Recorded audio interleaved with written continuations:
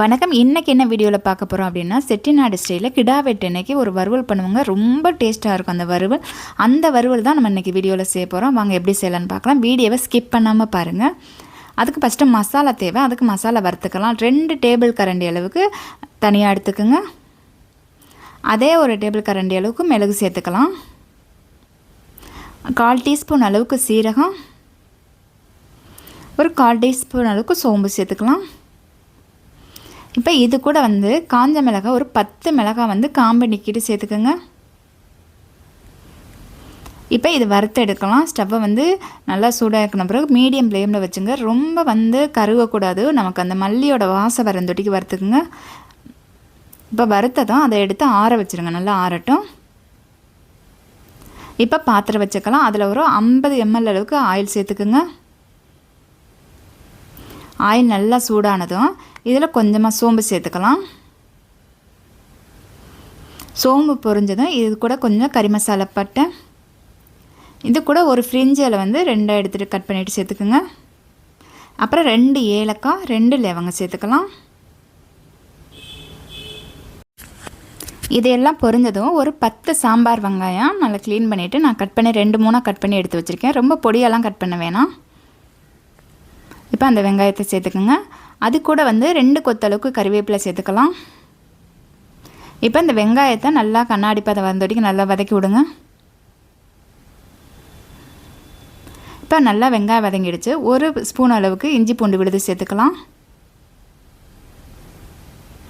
இப்போ இஞ்சி பூண்டு பச்சை வடை பிறந்தொட்டிக்கு வதக்கிட்டு இது கூட ஒரு தக்காளி மட்டும் சேர்த்துக்குங்க.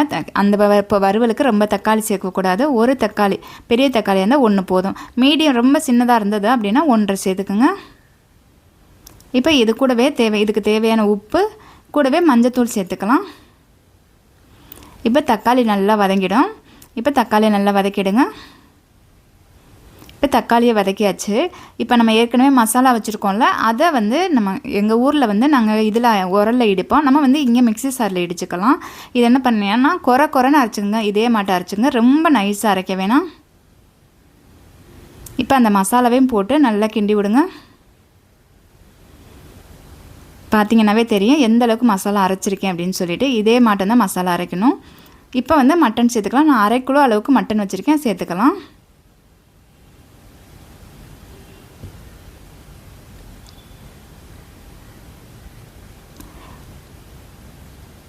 இந்த மசாலா கூட இப்போ நல்லா மட்டனை ஸ்டவ்வை ஹையில் வச்சு நல்லா கிண்டி விடுங்க. அந்த மசாலா கூட நல்லா மட்டன் சேரட்டும். ஸ்டவ்வை ஹையில் வச்சு நல்லா கிண்டி விடுங்க. நீங்கள் கிண்டும் போதே உங்களுக்கு அந்த மசாலோட வாசம் நல்லாயிருக்கும்.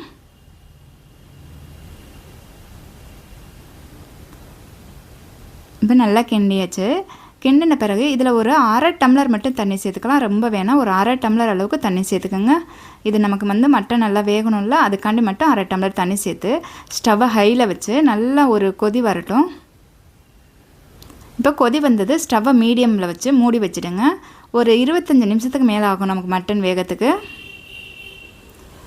இப்போ பார்த்தீங்க அப்படின்னா 25 நிமிஷத்துக்கு மேலே ஆகிடுச்சு. எனக்கு மட்டன் நல்லா வெந்துடுச்சு. தண்ணியே நமக்கு நல்லா கரெக்டாக ஊற்றுனதுனால தண்ணியும் வற்றிடுச்சு.